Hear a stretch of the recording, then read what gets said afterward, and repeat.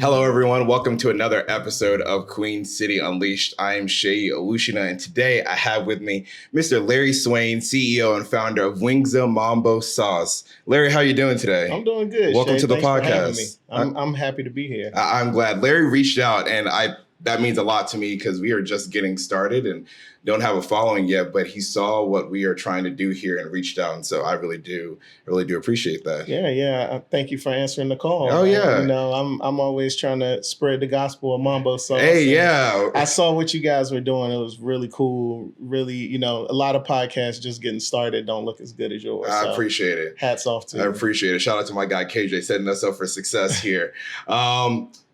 Another thing that I saw, though, when I reached out and did my own research, you reached out to me. I'm like, okay, let me see what this is about. You're a DMV guy. Tell me about that. Yeah. Where you're from, how you got to Charlotte, your family, all that. Give me kind of the who was Larry Swayne. Sure. So I grew up in Lanham, Maryland, Okay. which is Prince George's County, suburban PG Washington, County. D.C. Yeah.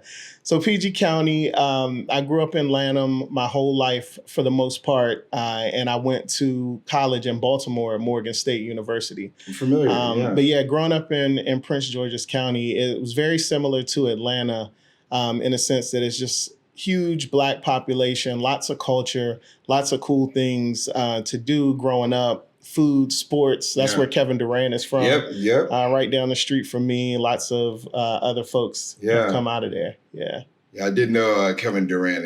He reps PG pretty hard, which is cool. Yeah. Okay, so you're from there. How did you get to Charlotte? Yeah, so that's an interesting story. I never would have thought I would live in Charlotte. My wife, who also grew up in Prince George's County in Fort Washington, she came to North Carolina with BB&T Bank. Now Truist. Yes, that's correct. Mm-hmm. So she went into their management development program in Winston-Salem. And they took a trip to Charlotte during that time. Yeah. And we were just dating at the time, and she was in Winston for 6 months for that. And she was like, Larry, you got to visit Charlotte. I really think you would like it, maybe when you come down. Because, 6 months, boyfriend and girlfriend, we had to, come back and forth and visit and stuff like that. Trust me, I understand. She was like, when you come, maybe we should go to Charlotte and check it out. I think you would really like it. And I did. So at that time, I was really looking to spread my wings. Like I said, I've been in PG County my whole life. Yeah. I went to college in Baltimore. And I had a yearning to do something different to kind of get out of that bubble that I had grown up in. So I was considering some places in the South. I was thinking about Atlanta, Charlotte. I was thinking about Miami. Well, Charlotte after I saw Charlotte and kind of looked at, cost of living. Yeah, which is a lot different. It was a lot different then than it is now. I actually moved here in 2006. And at that time, it was just two different worlds from the DC area to Charlotte on, what I could afford. And I knew that I wanted to be an entrepreneur. But at that time, I didn't know what kind of entrepreneur. Really? I just felt like, I need to save money. If I eventually want to start a business, I think Charlotte would be better for me. So I ended up moving here before her, actually. Oh, wow. Yeah, so we were still dating. She came back to Maryland. We did a couple of trips back and forth to look at some properties and stuff. And I ended up buying a property and came to Charlotte. And she was maybe about 5 or 6 months after me because she had to get transferred at the time. Yeah. So my career was in marketing prior to being an entrepreneur. So that's what my degree was in. I worked in corporate marketing, and I was working remotely before working remotely was a thing. Yeah, like I was working remotely early in the game. So I just needed to live near a major airport and have Wi-Fi. To get to wherever you needed to get to. Yeah. I was like, hey, I'll come to Charlotte. And two things you said there. One of them being that you didn't know what kind of entrepreneur you wanted to be. But early on, you started doing the work to make sure you're prepared for whenever that time comes. I think that's incredible foresight and discipline to know that if you have that yearning in your heart that, hey, I don't know what it's going to be, but that preparation, so that way when that time comes, you are ready. Yeah. I think it's awesome. And then talked about long distance. My wife and I did the 2.5 years, met in college, 2.5 years, long distance. I actually came to Charlotte for a weekend with a buddy, fell in love with the city in a day and a half and called her and said, hey, I think I'm going to be applying to jobs to Charlotte. Yeah. And we were supposed to come and visit, when we're supposed to visit, COVID happened. So she never actually got to see the city and moved here. So I was nervous the entire time. I'm like, what if she gets here and she hates it? And I talked her into it. We love it. Not going anywhere. It's a good city. Charlotte is an amazing city. When you think about, all cities have issues that they're dealing with, but big picture, when you think about starting a family, purchasing a home, starting a business, raising a family, Charlotte's a pretty cool place to be. Yeah. You just said something, raising a family. Believe you're our first guest that has kids. Okay. And so I think your perspective of you've been in Charlotte before kids, before marriage, now having a family. What are some of those things that you love about Charlotte that you and your family like to do? I think you said a 10 and a 5? Yeah. 10 and 5 year old? I have a 10-year-old son and a 5-year-old daughter.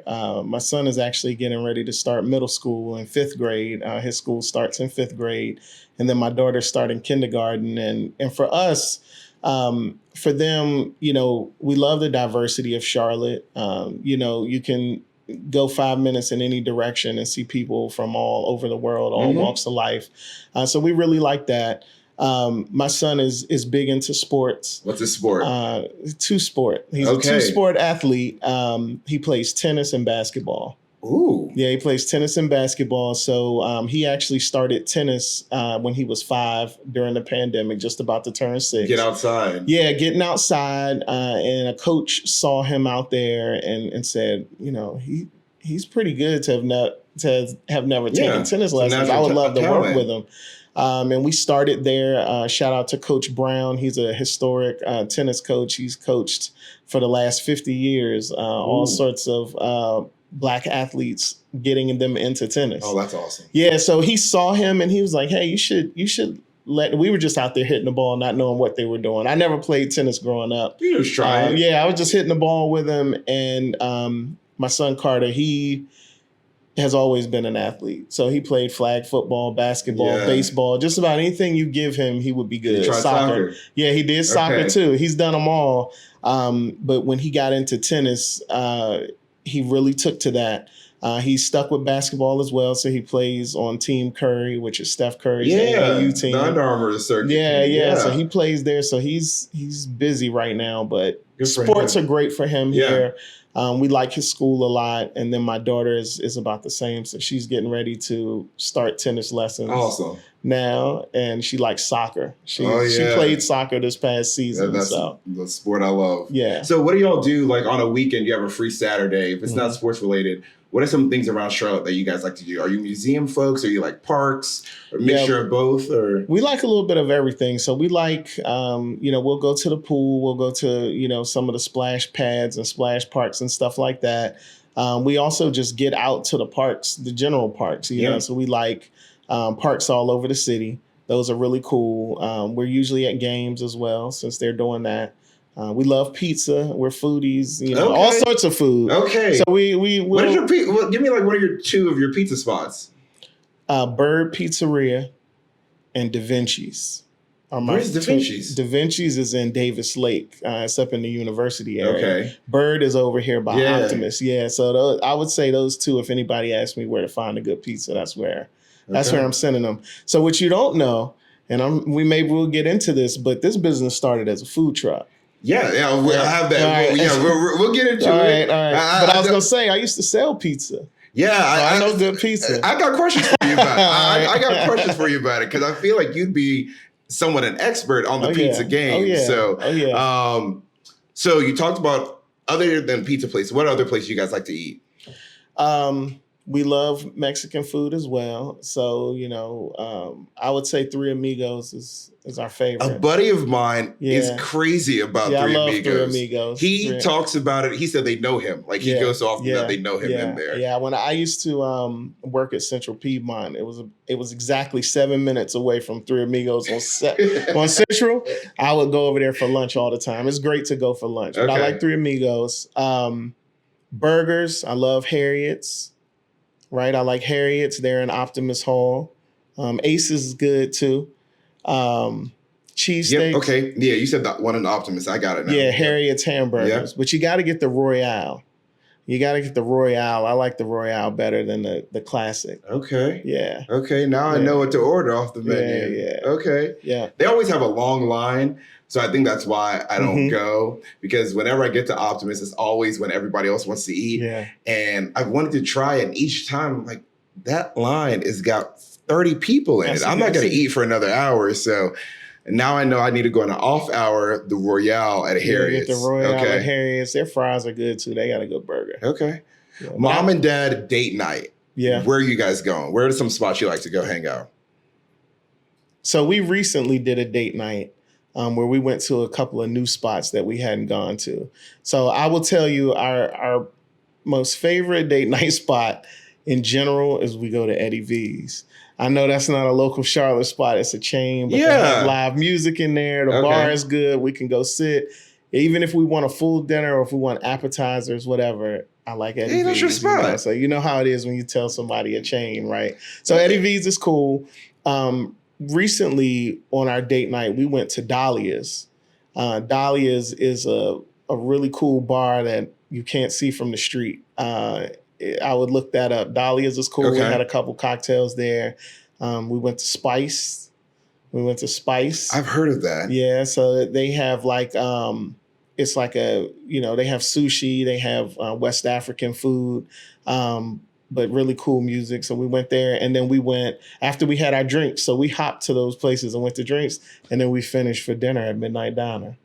No way. Yeah. In Uptown. Yeah. My wife had never been to Midnight Diner, and I was like, I used to go here all the time after leaving the bars and all Believe that. it or not, I've never been either, because the few times we wanted to go, same thing. We waited too late. Everybody's trying to go at that point. Yeah. And they're like, it's going to take an hour to get you a table. I can get home and get cookout delivered in the time it would take for me to just sit. So it's like, you know, I'll just wait. It's difficult to get in there, but if you get in there, good shrimp and grits. Really? Yeah, good shrimp and grits. I would not have expected that. Yeah. I was thinking more like waffles, pancakes. The pancakes are fire too. You know, you can get some good breakfast. Shout out Midnight Diner. Yeah. Okay. Yeah. Cool. Because you have been here for so long and you are in the food industry, tell me a little bit how the food industry has changed over almost 20 years you've been here in Charlotte. So I imagine that it probably wasn't as diverse as it was when you first got here in 2006. But what has been some of that evolution, good and bad, of the food scene over the years? Yeah. So I'll highlight the good first. You know, Charlotte is now, just based on the types of businesses that we have, the types of investments that we get here now, it's beginning to be more recognized as a food city, right? So when I moved here, nobody would ever say, hey, Charlotte has good food. But believe it or not, back then, the food was a lot better because there were lots of, mom and pop shops. There were lots of places that were sort of homegrown and part of the culture of Charlotte. Yeah, with all the development and everything that's happened over the last 10 years, a lot of the cool spots have kind of gotten pushed out, right? Yeah. They've gotten pushed out. You've been here, what, a couple years? 4 years. 4 years now. So we did have, the chicken prices. So that was here when we got here. Yeah. And then Mr. K's was still there. So we got to try that. But yeah, I mean, both of those are gone now. Yeah. So a lot of the places that people, grew to love about Charlotte when it came to food, a lot got pushed out by development, some by gentrification. But you do have folks that are pushing to have more authentic Charlotte culture in spots. I don't know if you know Winston Robinson, but he's really big, not too far from here on the West Side. He promotes the West Side. I know Chef Greg Collier from Leah and Louise and Uptown. Good from where they're moving over to the West Side eventually. So there are folks that are fighting for it to stay alive. But I think as you get bigger, as you grow, the folks with the big bucks start coming in. Like South End, for example. I don't know if you've ever heard of the legend of Food Truck Fridays in South End. No. But back when I had my food truck, that was the place to be in Charlotte. Food Truck Fridays. Now there's skyscrapers on the lot that used to have Food Truck Fridays. I think there's a place across the street from where Food Truck Fridays used to be. It's called Flower Child? Flower Child. Yeah. Used to be Fat Burrito. All right, there was a place called Fat Burrito right there, the original Fat Burrito. They're revamping Fat Burrito now, and it's coming back. But cool. The original Fat Burrito was right there, and across the street from that, my memory is kind of foggy on what's exactly there, but I know it's some big buildings. It was a big grass lot. That's it. It was a huge grass in lot. South End is a rare commodity that they now. used to use for parking for like concerts. And I think it's the Gin Mill is over there now. Yep. But there used to be shows and stuff there, and they would have parking right there. It was just a big grass lot. So that was the origins of Food Truck Fridays. It was a guy named Gaines Brown that owned everything around there. So that little corner was super hip. Like how you think of Nodi now, you had a Black Sheep skate shop over there. You had American Apparel. You had a few spots that were just cool. Like there was a nightclub called Apostrophe. All of this stuff was here right down the street from the big lot, which had Food Truck Fridays. And I kid you not, man, you're talking 3,000 or 4,000 people every Friday night from 6 to 10 p.m. on that lot. So that was the move on Friday night. That was Food Truck Friday was it. Food Truck Friday is when I first learned about placemaking and real estate. So I mentioned Gaines, and Gaines was like cool, older guy, but he was ahead of the curve. And he saw the value of making those spaces valuable. So he owned that grass lot, and he had the idea for Food Truck Friday. He used to come up to my window like, hey, we want to do like a food rodeo down here, a food truck thing. And it was anybody that's been in Charlotte over the last 15 years will tell you how dope that was, because they would have sometimes live music out there. You could bring coolers, bring chairs. Parking was hell, right? It's not gotten any better. It's not gotten any better. But it was cool. So I don't want to stay on that too long if you don't want me to, but that is why all that investment came to that area with all those big buildings. Because he helped elevate it. Food Truck Fridays was like it. That made South End a thing. Before the train, before any of that. Before the Jenny's ice cream and all that. All right, cool. So you're kind of talking about some of this a little bit, but what is a few of your favorite things about the city? And you can answer your favorite, or maybe something that you think is underrated about the city that people don't know about, or like the hidden gems. Yeah, so the weather, first and foremost. I love the weather here in Charlotte, right? It's pretty nice all year round. We're in a hot streak right now, though. It's heated up a little bit too much. It is hot. It's hot, but I like the weather. The weather is cool. I like... really, I would say it's the biggest small town I've ever been to, right? So like, that's a good point. A lot of people know each other. It's, everything is within reach. Nothing really feels too far out of your reach, no matter where you come from or whether it's a restaurant or a nightclub or a museum. Everything is pretty close, but everybody's pretty familiar with what's happening around town. You don't get lost in a sea of stuff. So I like that a lot too. Yeah, I think it's easy here to find your community or your group of people, or the activities or things that you like to do. I think the city offers so much because everyone's moving from all over the place that the city had no choice but to start offering things that people from other cities like, so that way they can recruit and retain the people that are here. What is something that you hope the city improves on as we continue to grow? Yeah, I think with all the folks moving from all over the country, I've experienced this being a transplant to Charlotte early on, and I'm sure you're probably experiencing it as well. The ability to sort of create community or congregate with folks like you, right? So folks that have moved into town, don't really have the roots here, but want to make friends, want to find cool things to do. I think we could use more big events that serve as connectors, right? Okay. So things that serve as connectors. I mentioned Food Truck Friday. That used to be one of those things where you would be out there hanging out and you'd meet a lot of people just like you, right? But I think we need more connector events. Charlotte still does a great job with that. But just overall, how do you sort of welcome in the new people that are coming every single day? Yeah. Every day people are coming in. So how do you welcome them? How do you create community in that way? To help build the community. Yeah, I think it's really special that you said that. One of the things that we had the opportunity to do when we first got here, and I've said this before, but we got here during COVID, you couldn't do anything. So us building community was at our pool. Right. That was like the only thing you could do was outside. And so our big friend group came from, they were neighbors, they lived 2 floors up, and then we all just kind of kept seeing each other at the pool. And before you knew it, it's a group now. I think the group is up to 14 of us that are all connected in one way or another. So I think we missed that window. But I do agree, having events to bring people out that don't always have to be the big festivals. Right. And I think the festivals are great ways to do that too.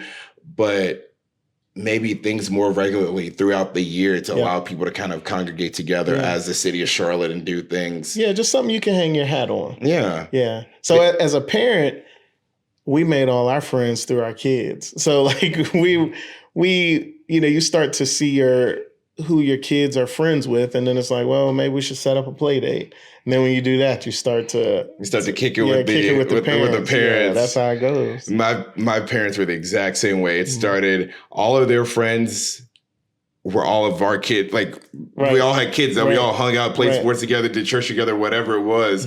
And now that their kids are there, I'm starting to see my parents, they're talking about friends. I'm like, who is this that you're talking about? Like, I don't know. Do they have kids our age? They're like, oh, no, you don't know them. This is another friend. I'm like, Mom and Dad, y'all still making friends? Okay, cool. Let's go ahead and get into all things food. All right. I know you said you knew you wanted to be an entrepreneur. Where did your journey with food and the food business start? Like, when did that start professionally for you? Yeah, so since I was a little kid, I always had a love for food, not just eating it, but observing how things were done when it came to food service, restaurants, food prep. I just had a natural curiosity about all things food. So growing up, my favorite food was pizza. So, as a kid, you know how good that is. I don't have to get into that. Yeah. But I would always, not just go into the pizza shop to order it, but I love to see folks make it and, how they serve it and just everything about restaurants I loved. I had a natural curiosity for that for some reason. I didn't really discover why that was until I got older and went into the business myself. But, just for me, it was always a natural curiosity. I would wonder, man, how much money are they making? There's so many people in here. Start running the numbers. Yeah, start running the numbers. Or why does home food not taste as good as restaurant food? Where are they getting those ingredients? What kind of buns are they using? Like if I'm having a burger, why does that burger taste better than the burger that my mom is making? So you were analyzing from an early age of the differences and all the comparisons. Yeah, I love that. I can totally nerd out about food and food ingredients. And I was about to say that, but I didn't want you to take offense to it. But you said it. A food nerd. Definitely. I love that.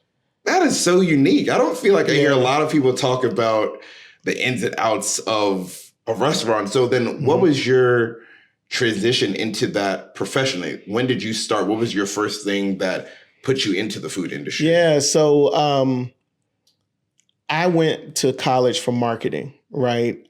So during college, whenever we had projects or things like that, I would focus on brands. Like I remember I did a rap song for Heineken for one of my final projects back in the day. Like, you still remember the rap? I don't remember the rap. I don't remember it, but it was dope. I remember the beat that I used on it, which was the rapper Shine from Bad Boy Records. I can't remember the name of the song, but it was the one that had the reggae Caribbean chorus on it. With Heineken? Yeah, I did that that was the instrumental, but I rapped on it. Okay. So that was dope. But I always wanted to do food products and things like that. So fast forward, I graduated, got my first job. I don't know if I should be saying brands and stuff on here, but I started working at Wells Fargo. And in their management development program, and I hated it, man. Really? Like I absolutely hated corporate. That was because I was always creative growing up. I was in the band. I played the saxophone. I loved looking at the food business. I liked making music. As a creative, when you get into marketing, you think you're going to be making commercials and jingles and ads and stuff all day. And then when I went into career, the job that I got, the 8 to 5 in the office killed me. Right? And that's not a knock on them. That's not at all. Not at all. Yeah, it just I don't think it was a good fit for me. So I bounced around career-wise a bit. And I did get closer into that ad development marketing lane with another company, which I was working remotely and came to Charlotte and all that cool stuff. But the turning point was a book that I read. I read a book called Do You, and that was by Russell Simmons. He's a hip hop mogul. He has had lots of stuff happening in the news, philanthropist, but also not all positive over time, right? But at that time, being a kid of hip hop, I read his book. It was called Do You. And the premise of that book was forming your life around the things that God have naturally put into you. That is who you really are. Yeah. So we do things that we're supposed to do, or we should do, or what makes sense on paper and money. But doing you is really about what comes to you naturally if you weren't getting paid. What do you do in your off time? What do you think about? What do you look at? What do you pay attention to? So that book really gave me the aha moment of like, maybe I should be in the food business, because I went back to those memories of like, what have I always just loved to do? So you had a passion for it in your heart. Mm-hmm. So I read that book, and when I closed that book, I said, you know what? I'm going to start a pizza and wing joint. I'm going to start a restaurant. That's what I wanted to do. When I finished that, I said, you know what? That is at my core who I am. That's what I'm going to do. So I started making a business plan for a pizza and wing shop. And I was going to call it Holy Matrimony, Wings and Pizza, because back then. That's good. Yeah. So back then, all the fire pizza places didn't have wings. Like, we're talking about, mid 2000s, 2005, the good pizza, like Da Vinci's and Bird and stuff like that. Good pizza didn't have wings, and then the wing joints weren't serving pizza. The only places that had pizza and wings together were like national chains, like Domino's, Papa John's, all those kind of folks. I wanted top tier pizza and top tier wings in one place, right? So that was my business plan. I'm gonna open Holy Matrimony, whatever. But I didn't have the money to do that. It costs money to start a restaurant. To open a business. And I quickly found that this is just going to be too expensive to do this. So I prayed about it and stressed about it and prayed about it and stressed about it in the process of me learning more about the pizza industry. Because at that point, I started going all in, like really want to just dive into the food business, the pizza industry, the wing business, like learning those trade secrets. I had subscribed to a magazine called Pizza Today, which is a trade magazine. And that tells you the best flour, the best cheese, the best tomatoes. Magazines for everything. Oh, yeah. Pizza magazine. Pizza Today, right? So I subscribed to Pizza Today, and one night, just up stressing, because by then I had gotten married. How do you tell your wife that you want to get into entrepreneurship? You want to leave your job. You want to do these things. I'm thinking about it, and just up in the middle of the night praying. So I get up, and I go out into the living room and I start flipping through that magazine, just one of the latest issues. Yeah. And in the back, there was a place called Pizza Trucks of Canada. Pizza Trucks of Canada will make you a truck that you can serve pizza from. Now, nowadays, that sounds as common as going to the grocery store to buy some ketchup. You can go get a food truck that serves pizza. Back then, that wasn't the case. This is like 07, 08. Right. When food trucks were more of an anomaly than the norm. It was no such thing as a food truck as we know it today back then. So Pizza Trucks of Canada, I was like, I'm going to do a pizza truck. That's it. Here's my light bulb moment. I'm going to do a pizza truck, but my pizza truck is also going to sell wings. I'm going to have some fryers on there. I'm going to have a pizza oven. And I engaged the Pizza Trucks of Canada. They kind of gave me a layout, and this is what we can do. And here's the bill. It was like $120,000. And I was like, can't afford that either. But if I had a truck, maybe I could run some electrical, run some propane, put a hood in there. I bought a truck and built my food truck from scratch. You built your own food truck? Not by hand in that sense. I don't want you to think but my brother, I bought a food truck. My brother I bought my first food truck in Lynchburg. There was a place called, oh man, how can this escape me right now? There was a pizza truck that used to operate in Roanoke, in Lynchburg, and they had a couple of them. And his grandson now has a food truck in Charlotte that sells pizza. I can't remember the name of it offhand, but I will. Damn, It's okay. It's okay. So long story short, they had an old beat up jalopy that they weren't using anymore, but it was a box, and I was like, I'll buy it. I spent like $3,800 on it. Drove it from Lynchburg to Charlotte. Was scared I wasn't gonna make it because it was smelling funny and smoky and stuff was falling down. But I got it here, found a lot, and I just piece by piece over the next year added to it until I had a food truck. And that was Holy Matrimony, the original, but all the tags on it said Wingzza, right? So Wingzza were the tags we had on the front and back. That was our social media. Wingzza truck was our Twitter handle. You know, like we set up in that way because we're selling wings and pizza.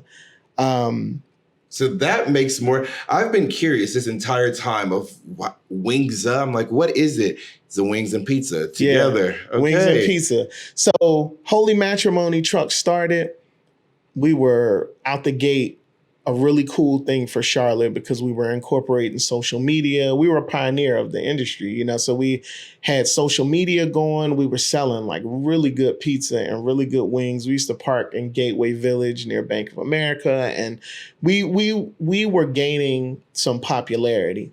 We gained enough that we got recognized from Food Network magazine as having the best slice in North Carolina. So they did a 50 states, 50 pizzas thing in Food Network magazine. And you guys repped to North Carolina. Yeah. That is awesome. For our buffalo chicken pizza. So fast forward, because we got identified in that magazine, the Cooking Channel reached out to us and they said, hey, we're doing a show called Pizza Outside the Box, and we want to feature 10 of these 50 pizzas that we've identified in every state. You're all the only ones selling pizza from a food truck, so we want to come out and film. They came to Charlotte right on Trade Street in Gateway Village, and they filmed us, did our buffalo chicken pizza. You can see that on YouTube. Yeah. But they came down, they did it. I was like, this is it. Because food truck business was hard. I don't want to skip over that. That was the hardest thing that I did once I actually got out on the street. But I was like, this is our moment. This is going to be on TV. I kid you not. A week after we filmed that, my truck caught on fire and was completely totaled. Coming back from a lunch shift, it just started smoking. So remember, I had gotten an old 1987 truck, whatever that was. It went up in flames, right? But so when the show aired, we weren't even on the street. Oh, man. Right? Like it was like one of those things. Man. But the way Charlotte reached out to us on social media and like offered like to raise money and do all these different things, it just made me feel like I have to do it because thankfully I had insurance on the truck. I was thinking, well, I tried it. Maybe it's just time to go back to work. That happened for a reason. Should I rebuild? Should I not?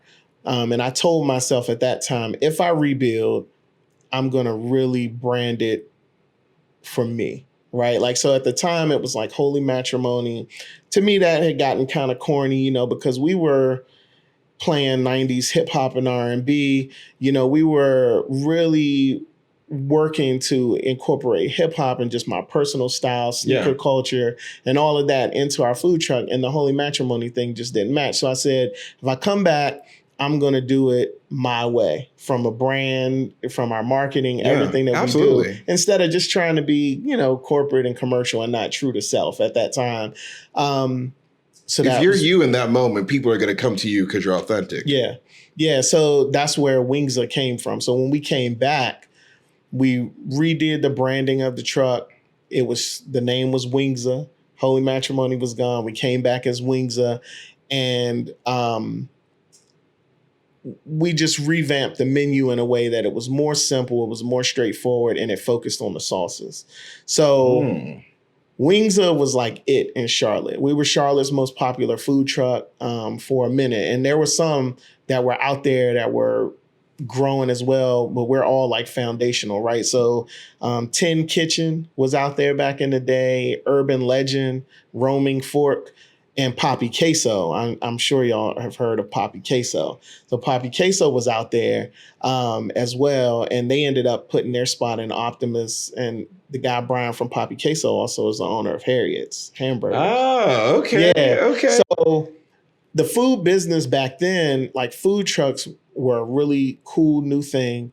We were the only Black-owned food truck in that first wave, and our style was very much fitting to that as far as like the crowd that we were bringing out, the folks that we were speaking to, how we were using social media. So Wingzza really was a hit as a food truck. And so is that where you started the sauce? Yeah. So growing up in the DC area and the DMV, you know, I grew up on Mambo Sauce. Mm-hmm. So every chicken shack, seafood joint, soul food restaurant, Chinese carryout, if they had fried chicken or fish, they had Mambo Sauce, their own version.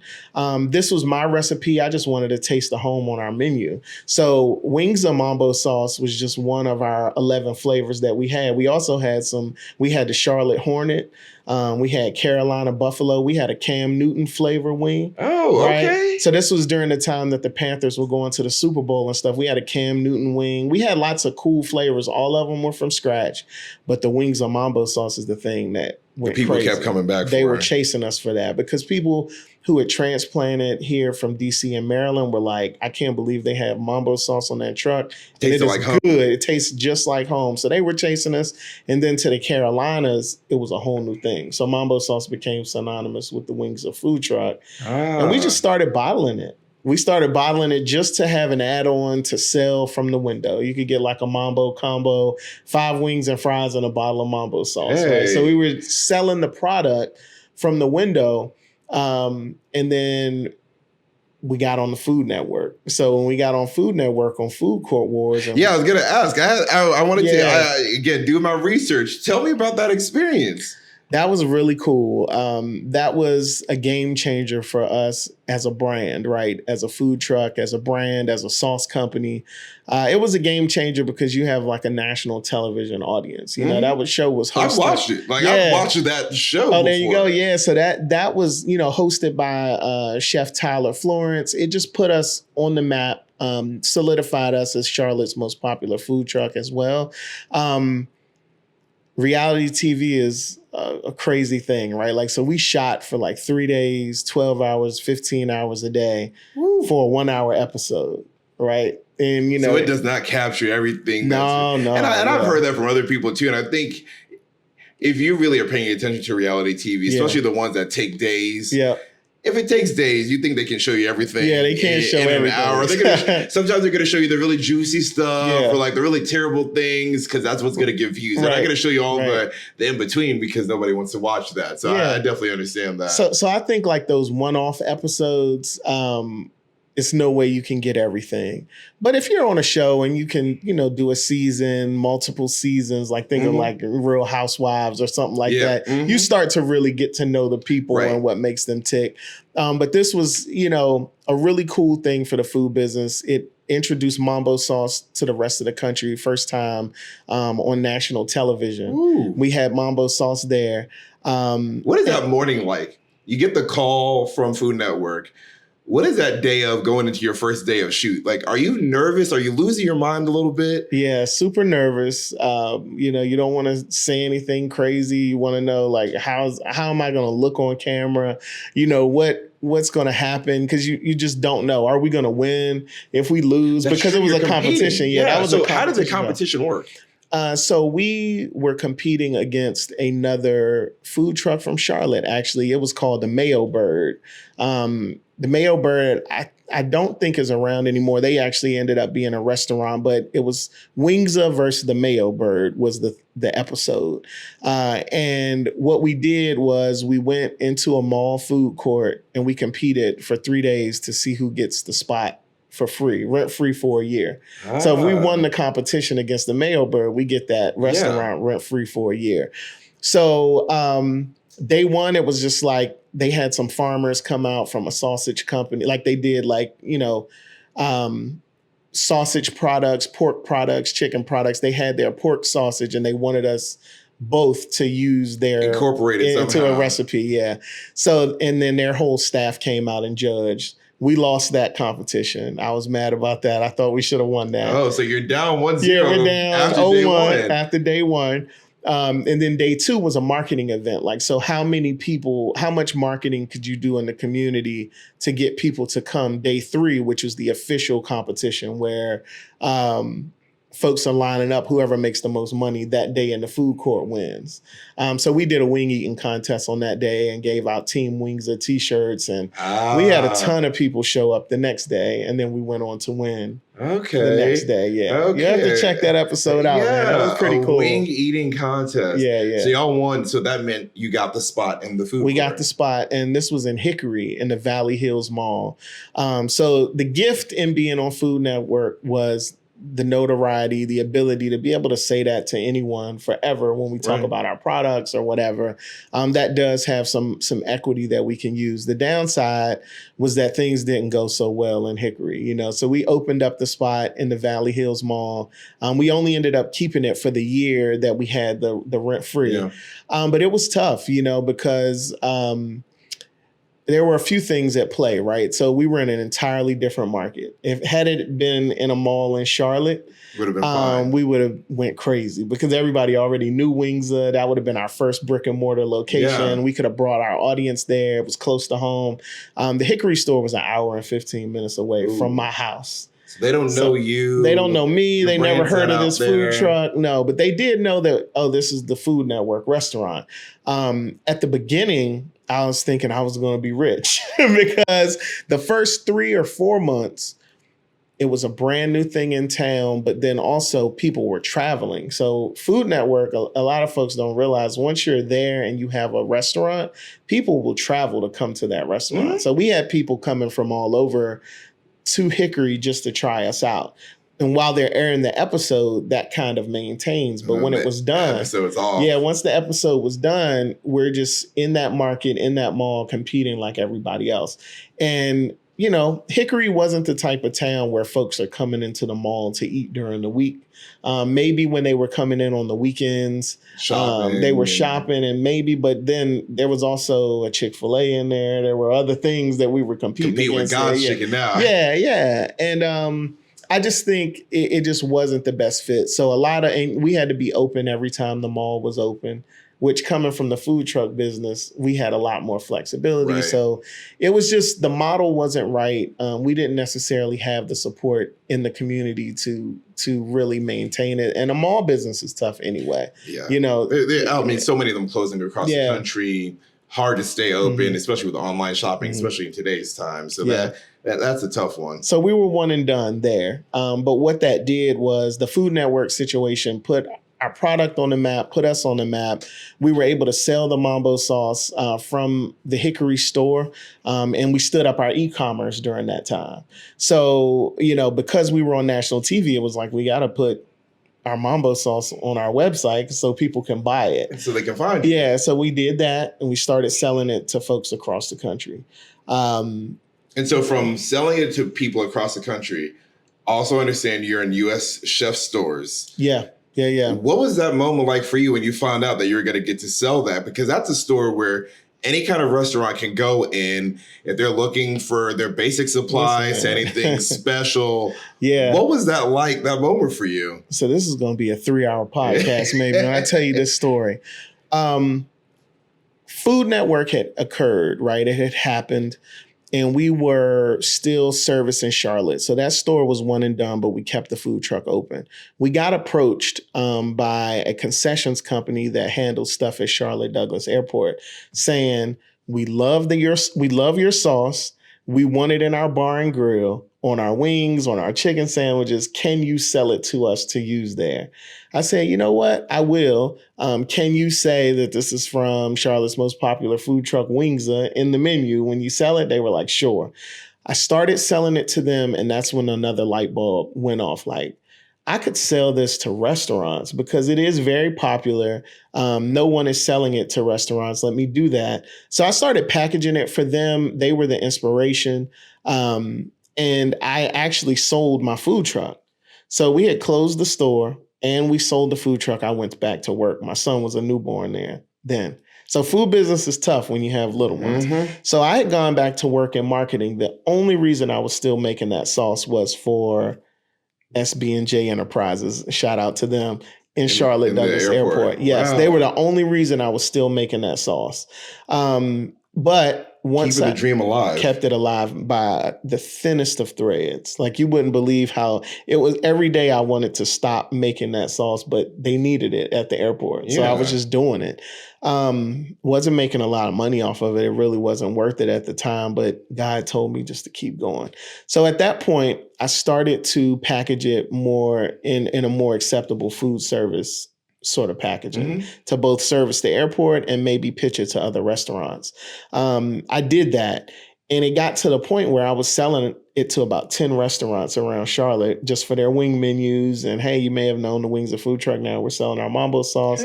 Added. That kind of went crazy. So that was a thing where I was Saturday nights getting calls, Sunday mornings, hey, we're out of sauce. We need sauce. There was no way I could maintain it because I was back working full time. Right. It was like, how can I manage these deliveries? So I went to the chef store. I just walked in at lunchtime and said, hey, can I speak to the manager? Real cool guy named Tommy came out, no nonsense brother. And I said, look, man, I got this sauce. If I'm selling it to these restaurants and I'm selling about this much per month, if you can help me get it on the shelf, I'll send them all here to the chef store. That's it. Like, I don't want to deliver it anymore. I just want to put it here and tell them they can get it at the chef store. Here. And he said, okay, well, I can't make you any promises, but bring me a sample. I'll try it. If I like it, I'll see if I can help you. If not, hey, I won't sugarcoat it. He loved it. The weekend I brought him the samples, he told me it was his family reunion, and he so happened to take a gallon out there with him. Cool. And he was like, everybody loved it. So he sent the email to corporate. We got on the shelf in Charlotte. Charlotte is the original U.S. food chef store. Oh, really? Yeah, Charlotte is the original chef store. And now we're in every chef store on the East Coast. But I love the fact that we are able to sell mambo sauce to the people that I come from, the food industry people, the chefs, the caterers, the restaurants, the food trucks, the food service entrepreneurs. That's where they shop. They walk in and grab stuff. Yeah. And I love having mambo sauce there. And we're not going to speed past this. The man just said they're in chef stores all across the East Coast. Yep. So I appreciate your story so much because it was not perfect from the beginning. It was not always pretty. I mean, your food truck literally went up in flames at one point, but the pivot and the pivot and the pivot and the resilience, like you said, you were holding on by a thin thread. You've talked about, and again, doing my research, you've talked about your faith a couple times here. And I read somewhere that Romans 8:28 was something that you held on to. Can you talk about that a little bit? Because I think that whatever your walk of life is, whatever your faith, being able to hold on to something in the middle of the trials and tribulations, whatever it is for you, what did that verse mean to you, for you and your family, getting through all of the different steps you guys have had to take? Folks that have been in the food business know it's tough. It gets tough. It's not an easy business. Romans 8:28 came about from my mom. So when I had to sell my food truck, and we closed the business in the mall, it was one of the lowest points of my life. It really was. Like it was, the heartbreak that you experience maybe with your first love or losing a family member, it felt that way because this was my dream. This was my baby. This was something that I had built from scratch. And really, having it go away was a major loss, right? Like it was a major loss. And, I'll be frank with you, I didn't know if I wanted to be here anymore, like to have to go, back into work and corporate work. And after you had kind of been the hero and left your job to go start your food truck, it was just a really, really hard thing because, I was living and breathing that food truck at that time. So, my mom in, one of those conversations that you can only have with your mom when you are really, really down and out. She told me, she gave me that verse and said, hey, I want to share this with you. When I told her how I was feeling, she said, I want to share this with you. And, you should understand that, all things are working for your good in this moment. You are operating in the way that God called you. You're operating in your purpose. And, while you may not understand it now, it will work out for your good. So when times get tough, I always think about that moment, that verse. And when I want to stop, I just keep going. I always just keep going because you don't know what's on the other side of it. So to this day, every bottle of Wingzza Mambo sauce has Romans 8:28 on it. Every gallon, it's right there, because this exists because I believe that, and I kept going. So my mom gave me that, and I'm forever grateful for that. This is the first time I actually can say this. I'm actually almost getting emotional. Listen, man. That means so much. That is actually a verse that in the last year that I've had to really rely on too. And so when I saw that, when I read that, I said, I have to bring this up because that verse has spoken to me. Yeah. In a way like that too, that like you fighting through something and knowing that it's going to all work out for us, coming from a place of faith, other people, things are going to work out, the universe is going to align it, whatever it is, but being able to hold on to that thing that's going to get you through some of those dark moments and when you feel like you just can't cut it anymore. And I'm struggling a little bit. You said conversation you can have with your mom. Between a mom or a grandma, man, they have prayed some prayed some verses. My dad is more like, here's just a piece of advice, but mom's gonna be like, baby, I got a scripture for you. And so I can definitely appreciate that, but also that support that you have from your family that speaking life into you. And I think that that's something that I value a lot, and then trying to encourage people to do more for even just their friends. You don't have to be related to somebody to speak life into them. Right. And you never know that random moment where you're speaking life into somebody, what that could mean. Yeah. What that could mean for them. Yeah. I mean, it's one of those things. So I center that in my business when I talk to folks about, things that they're doing as entrepreneurs and, try to keep them encouraged, try to help them understand that, as long as you're operating in your purpose, it's all going to work out. Another thing I saw some years back that has always stuck with me is that everything will be all right in the end. And if everything is not all right, then it's not the end. Ooh. Right? Ooh. So stick with that and roll with that. And I'm so incredibly grateful that I was able to, I hope that my life can be a reflection of that sort of mindset. Because people that know me around Charlotte, I mean, they know me from Wingzza Mambo Sauce. Maybe I had a food truck. Maybe they knew me when I was working at Central Piedmont at the Small Business Center. Or, I have just consistently stuck with it and had the feeling that it's going to work out. So I am going to give you an exclusive, right? So, ooh, okay. I'm happy to announce that sticking with it has paid off. Starting next week, we will be in 534 Food Lion stores across the state of North Carolina. Right. Yes, man. This is our first exclusive on the podcast. Man. Yeah. So that is happening. So if you are in the state of North Carolina and you see a Food Lion, can you hand me one of those bottles? Let's show them what to be looking for. Yeah. Wingzza Mambo Sauce is on the local goodness rack. You can't miss it. We have a bright red label. Local goodness. Yeah. It'll be on the local goodness rack in all Food Lions in the state of North Carolina. And I was shocked to find out there was 534 Food Lions just in North Carolina. From PG County to every Food Lion. Yeah, to every Food Lion in North Carolina. And we have some other cool stuff. Wait, did you just say, hold on. You said there are 534 Food Lions in North Carolina? In the state of North Carolina. Because they're based in North Carolina. Yeah, so but where they're putting that many Food Lions? Hey, listen, brother, I don't know, but I know you're gonna be in every single one. I'll be in all of them, awesome. Right? So if you see Wingzza Mambo Sauce, please pick it up. Know that they would love. You were supporting not just a great sauce. We didn't even really get into mambo sauce like that. No, trust me, we still got some time. Yeah. I need to understand what makes your mambo sauce so special. Like, what is your heart behind the actual sauce? Yeah, so this is the culmination. So first and foremost, mambo sauce is a category. It's not a product, right? I can't ever try to sit somewhere and take full credit for mambo sauce, right? We're not the only ones selling it.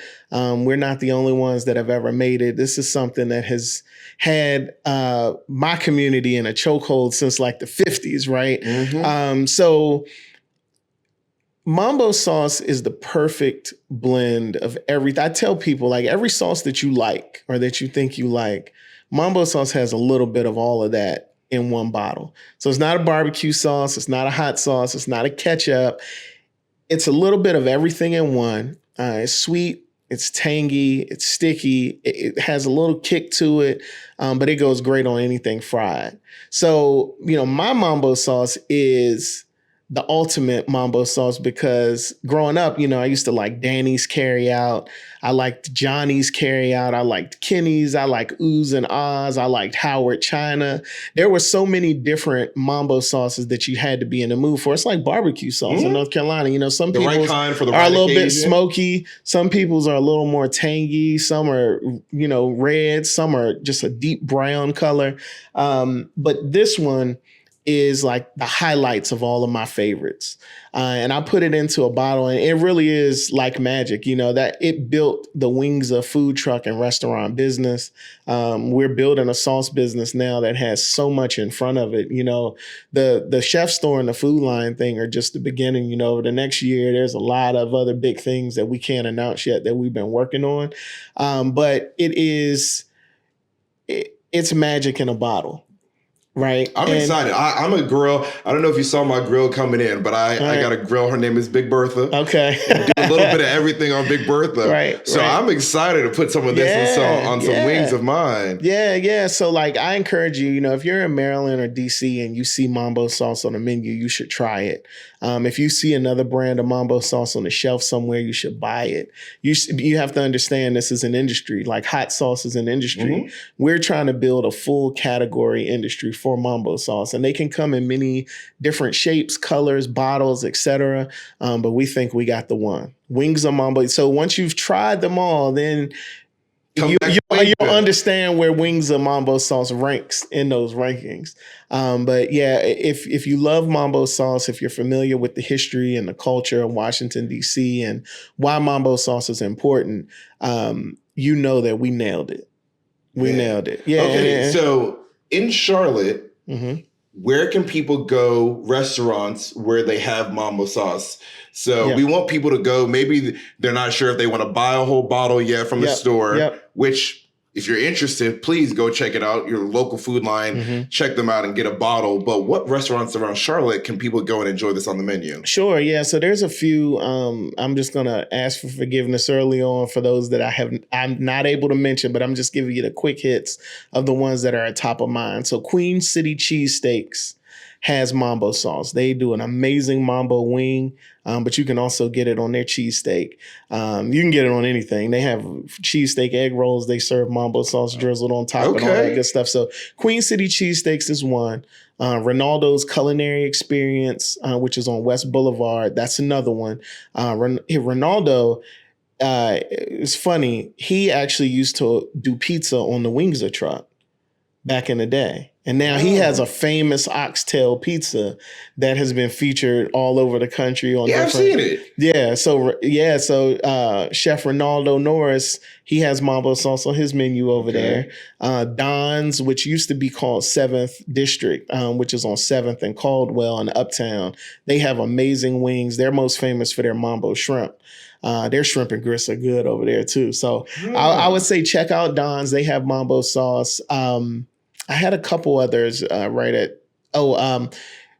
so if you don't want a mambo sauce based item like from the menu, if you go to brunch at Uptown Yoke, They have Mambo sauce available for the table. So the same way you would ask for some Texas Pete, they have Wingzza Mambo sauce. See, we go to Uptown Yo, but I did not realize it. So next time I'm in there, I'm definitely just say, hey, can I get some Mambo sauce for my chicken sandwich or my chicken and waffles or whatever? They'll bring the bottle out. And Third and Fernwood, their other place, they are the first restaurant in Charlotte that has Mambo sauce table toppers. So it is just the standard sauce on their table that you can use for anything there. So that's a few spots that have it right now. It's a big list though, because again, lots of those folks shop in the chef store. They're grabbing it. They're trying it in all sorts of different ways on their menus. But we want it to be the new staple. Every restaurant should have Mambo sauce on the menu. So my personal mission is to have Mambo sauce everywhere that there's buffalo sauce. Okay. So if you got a wing menu and you got buffalo wings on it, you should have a mambo wing as well. If you have buffalo sauce in the back for people to dip their tenders, you should have mambo sauce. He's trying to make sure mambo sauce takes over the whole world. Yeah, it should be. It should be. This is the new staple. So when I'm talking to folks and they can't understand where I'm coming from, I say, hey, think of, you're going to start seeing mambo sauce everywhere. So you might as well try it now. Think of how you started seeing Nashville hot everywhere or sriracha everywhere. Mambo sauce is going to be that way. So, and we're the number one food service supplier of it. So we're really trying to get folks to lean into that. And I think one thing that even in our conversation today that I know is going to make y'all successful is you, the person behind it. Yeah. The products will sell itself. But I think people being able to hear your heart, your passion, and also the journey. And that is something that's going to stick with me of this, again, has not been easy the whole time. Oh, no. But resilience and sticking with it and perseverance has gotten you to the point where 534 food lines in U.S. chef stores all across the East Coast. Those are big wins because you have stuck with it. And I hope that, one, let me give you your flowers for your hard work. Thank you. But I hope that you get a moment or moments to sit back and reflect on those dark days, that flipping through the pizza magazine in the middle of the night to where you are now. I think that is truly something that you should be proud of, and something that I look forward to supporting. And I'm honored and glad that we got to have you on the podcast to share your story. So where can the people buy, again, anywhere else that they can buy it? I want to make sure before we get off here that people know how they can support you. Yes, absolutely. So you can get Mambo sauce at wingzza.com. So WINGZZA.com. You can get it shipped anywhere in the country from there, whether you're a restaurant or just a consumer who wants to get it for your home. Also, all Food Lion stores in the state of North Carolina for now. So exciting. Right? And then all the U.S. food chef stores on the East Coast. So that encompasses Virginia, North Carolina, and South Carolina. And there's more coming. So they have them popping up in Georgia and Florida soon, and Wingzza Mambo Sauce will be there. So, I appreciate you having me. I got a little emotional myself, just telling the story, but this is one of the first times I've ever really told the story all in one place. And, if anybody's watching and you have a dream, you just got to go for it. 99% of the people aren't going to believe in it for you. But, if it's in your heart, if it's in your gut, I think you should just go for it and keep pushing until you run into a brick wall. And if you get to the brick wall, you got to try to run through it. Gotta keep going. Gotta keep going. I'm always getting emotional again at the end because what you said is exactly what we want this podcast to be. You said this is the first time you feel like you've gotten to tell the whole story. And that is what we care about here. It's not just, hey, buy some of the sauce. Yes, of course we want to see your business succeed. But I want people to get to know the people behind these businesses, the stories that make them, because it's not always pretty. There are tribulations that come through, and there's something that all of us can take out of that for our own personal lives. So I really appreciate you being vulnerable and sharing your story with us. Again, for reaching out, because that is truly what we want to do here. And it's not Queen City Unleashed getting famous just because, but it's us presenting a platform for people like yourself to tell their real story. Absolutely. And people buying into that and then supporting the business. And then once they're hooked on Mambo Sauce, I mean, there you go. There you go. Fans for life. Yeah. And that's 20 years of things to get to this point. And while it might look like the finish line, I know I got another 20 years to go. Yeah, so I'm excited. We're going to have challenges during this phase as well. And just know that when you get a bottle of Mambo Sauce, you're not only getting history from Washington, D.C. and the culture there, but you're also getting a huge piece of Charlotte history, the Charlotte food truck industry, the food industry here. And we're happy to have our headquarters in Charlotte, right? So Wingzza Mambo Sauce is based in Charlotte. We hope to become the Texas Pete of Charlotte. How Texas Pete is based in Winston-Salem, there's a whole industry around it. We would love to have that for Wingzza Mambo Sauce here in Charlotte. Hey, I believe in y'all. I believe in y'all. Thank you so much for having us. This has been a really, really cool episode and getting to hear your story. For anyone listening, please take to heart some of the things that Larry shared with us today, that perseverance and sticking with it, and that it's not always going to be pretty, but this is an amazing story that I'm glad we got to hear. Looking forward to bringing you guys some more episodes in the near future. But for now, this has been the end of this episode. Queen City out.